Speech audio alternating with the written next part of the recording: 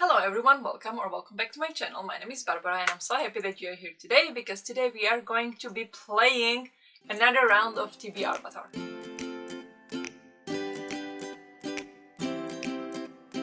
So it is now May, 6th, so it's been almost a week into May, but I am just filming this TBR video, TBR for May. But I've been reading some other things in the first week that are kind of like required reads, so those will not necessarily count towards the TBRvatar, but we are going to be here to determine what I'm gonna be reading the rest of the month. First of all, I want to recap how I did with the books that I picked last for TBRvatar, and that was for March. So in March we had 5 rows, one of them was remove one book from the TBR.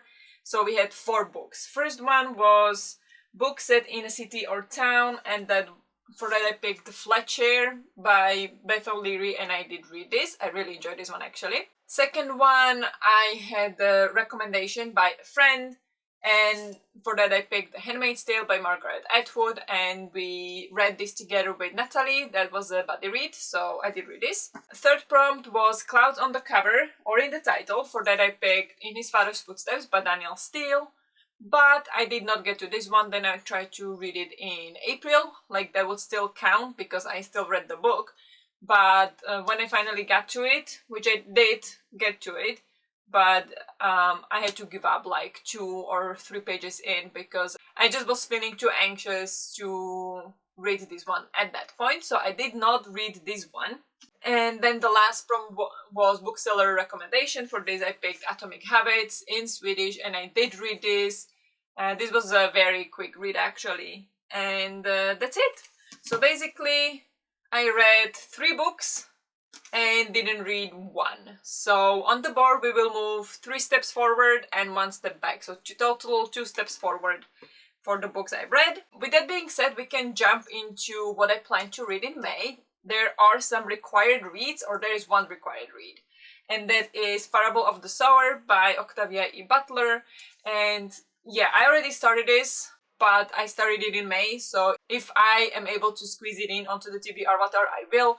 This is the book for March and April for my Climates book club, and the discussion will be this Saturday, May 11th, and so I would like to squeeze this one in.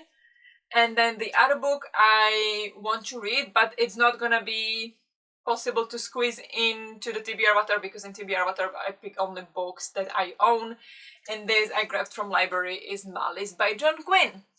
And this was recommended by Judith, I believe, as 12 books to read in 2024. And I actually think she recommended it last year, and I never got to it. But now I have it from library, so hopefully I get to that one. So, with that being said, we can jump right into the TBRvatar. I'm not removing any further prompts from the Orilium prompts because I did not read all of the books I was supposed to. Let's go for roll number 1. Okay, last time we stopped here on slow down and we moved 2 forward, as we mentioned. So let's go for our first roll. And that's a 7. So 1, 2, 3, 4, 5, 6, 7. That's a prompt. Alright, here we have the prompts that we used last time, but I didn't complete this one. So this one we need to move back. Let me do that.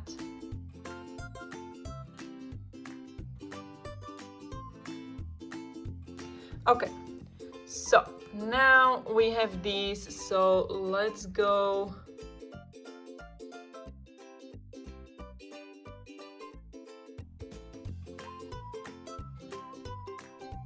There, maybe. Data. No. Randomize. Okay. I hope that works. Yeah. And now let's roll a die. And we have 89. So let's see what is 89. That's here. Legacy House of Arcane, Locket of the Clear Mind. The prompt is read a book in 4 or less sittings. So a shorter book. That's good. So for this prompt, read a book in 4 sittings or less, I picked a short book. It is a novella, really, and it's a book recommended by you from the video where I talked about all the physical books I own, and that is To Be Taught If Fortunate by Becky Chambers. And I love everything that I've read by Becky Chambers so far, so absolutely looking forward to reading this one. It is a short one. It is about 150 pages. It's tiny. And I actually don't know what it is about, but it says, in the future, instead of terraforming planets to sustain human life, explorers of the galaxy transform themselves. At the turn of the 22nd century, scientists make a breakthrough in human spaceflight. Through a revolutionary method known as somaforming, astronauts can survive in hostile environments off Earth using synthetic biological supplementations. With the fragile body no longer a limiting factor, human beings are at last able to explore exoplanets long suspected to harbor life. That sounds really exciting. I love Becky Chambers, so I'm sure I'm gonna love this one. So this is my first pick. Okay, roll number 2. That's a 1. 1. Fistball. No. Airball. Airball? Airball. Move forward. That's not bad, but that's a prompt again. Number 2, that randomize range.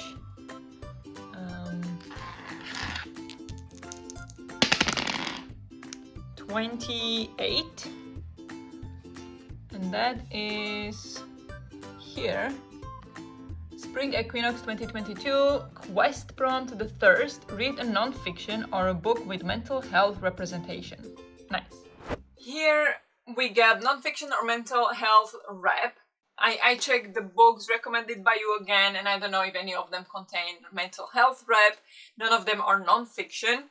So I went into my NetGalley shelf and what I have on NetGalley that I could read, and I did find one book that has not been released yet, so I'm still on time. And I got it quite some time ago, and it is called Presence Activism, A Profound Antidote to Climate Anxiety by Lynn Sedgmore. What is it about? There is no even description on Goodreads, there is absolutely no reviews, nothing. It's non-existent. But I have a Kindle audio, or I have an ebook for it from NetGalley. So I'm going to be reading that. It's a non-fiction about activism and about, I guess, eco-anxiety. So that is my pick for this one. I'm trying to work through my NetGalley shelf. I really have to. Okay, roll number 3 is a 2. 1, 2, plus 2. Look at us go. 1, 2. White flower. I need to check what it means. Okay, so this white flower, it is white lotus tile, and it means that I can use one book for 2 prompts. So any of these books that I picked, whether to be taught if fortunate or presence activism, I can use for any upcoming prompts. So that's really exciting. One less book again. Fantastic. Okay, let's pick another prompt. Randomize. 31. So that's the right here. Autumn Equinox 2023 Impling Summoning Challenge. Between 400 and 450 pages. That's gonna be a tricky one. The prompt we got was 400 to 450 pages, and neither of these books are that, so I can't use any of those for this prompt. So I am going to go with a book that is 400 pages. It is about 405, so just over 400. And also it fits the Year in Eldia adventure for May, where I picked the prompt. I do not remember what the activity was, but the prompt was multiple L's in the title. So I am going to be reading We All Fall Down by Rose Sabot. This is the beautiful, beautiful Illumicrate edition. Absolutely gorgeous. The hardback is pretty simple, but it's still a beautiful cover. This has very bad ratings on Goodreads. I think it has less than 3. I know it's very criticized by the community, but I got it from Illumicrate, so I want to read it. And what it is about, I do not remember. In River City, where magic used to thrive and is now fading, the witches who once ruled alongside their powerful king have become all but obsolete. The crumbling government is now controlled primarily by the new university and teaching hospital, which has grown to take over half the city. Moving between the decaying old city and the ruthless new city, 4 young queer people struggle with the daily hazards of life, work, school, and dodging power-hungry cops and unscrupulous scientists, not realizing that they have been selected to play in an age-old drama that revives the flow of magic through their world. When a mysterious death rocks their fragile peace, the 4 are brought into each other's orbits as they uncover a deeper magical conspiracy. Devastating, gorgeous, and utterly unique, We All Fall Down examines the complex network of pain created by power differentials, even between people who love each other, and how it is possible to be queer and turn out just fine. So I think that was like the biggest criticism of this book, is that all the queer people are like suffering in here or something like that. I don't know. We'll see. I'll read it and I'll let you know what I think. But I am not queer, so I will not be able to speak to that experience. So yeah, we'll see. But I'm excited to finally get to this one. Roll number 4 is a 5. 1, 2, 3, 4, 5. Dragon Dance. Also need to check what it means. Okay, we got Dragon Dance, and Dragon Dance means I get to read an ebook. So like on Kindle, Kindling, Dance, Dragon, Fire, it all connects. But it is an ebook. And so here I can double up and pick presence activism for this prompt. So simple as that. Moving on to the last roll. And for our last roll is a 1. 2 books times 2. 2 books. Let's see how that works. All right, now we need 2 prompts, so let's do that. Up. Data. Randomize. And we have 40. Here. Spring Equinox 2023 Alchemy Quest. Book from your lowest shelf. Ooh, that's fun. Okay, cool.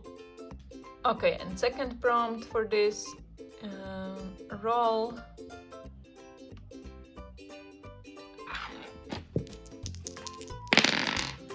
'87. 87 is over here. Legacy the Archivist, Kova's God of War, book set during a war or one that includes a war. Okay, that's gonna be a tricky one. And of course, we got 2 books in the end, so we will have 5 books total, as you would expect.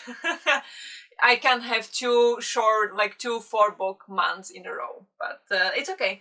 So the first prompt that I picked was book from lowest shelf. Now it is down there behind boxes and everything, so I'm not going to take you there, okay? I'm not going to clean up everything to just show you what is on the bottom shelf, but I did look through it. There were quite a few that I would like to pick and read, like that I'm in the mood for, but I went for one that is a romance and that is in Slovak, because in May I'll be going to Slovakia, so maybe I can leave it there, give it to someone else to read it. That would be really cool. And yeah, to kind of lighten up the reading in the month as well. So a romance it is. And I picked Love and Gelato, again Slovak translation, by Jenna Evans Lynch. And I believe this is about Lina, who is spending her vacation in Italy, but she's not really in the mood for beaches and famous sightseeing. She comes to Florence only for her mother's wish to meet her father. But why should she meet someone who wasn't interested in her in the last 60 years? she wants only one thing, to go back home. But apparently one thing leads to another, and we'll see what happens. She'll probably meet someone. The cover, I really like this cover actually. And yeah, it's a YA romance, I believe. So I'm really excited to read this one. My mom read it and she said it was really good. So I'm curious to see what I think. And then the last prompt was set during war or includes war. And here I was thinking of, you know, like fantasy here. Malice would be perfect, but can't pick that because I don't own it.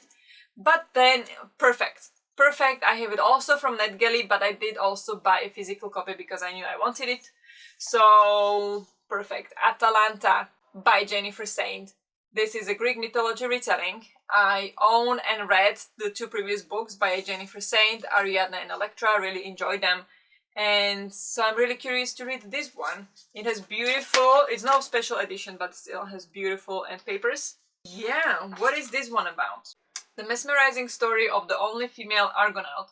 When a daughter is born to the king of Arcadia, she brings only disappointment. Abandoned on a mountainside, the defenseless infant Atalanta is left to the mercy of a passing mother bear and raised alongside the cubs under the protective eye of the goddess Artemis. Swearing that she will prove her worth alongside the famous heroes of Greece, Atalanta leaves her forest to join Jason's band of Argonauts. But can she carve out her own place in the legends in a world made for men? And I mean, this doesn't mention that there is war, but we do know there is war. She is a warrior, so there will be some war, I think. And I'm really excited to read it finally. I can't wait. And yeah, that's it for the roles. So what do we have? We have these 5 books are a requirement. So we have Atalanta, To Be Totally Fortunate, We All Fall Down, Love and Gelato, Presence Activism, and Parable of the Sower. So it doesn't look too bad. I think it actually looks quite doable. It's pretty nice stack.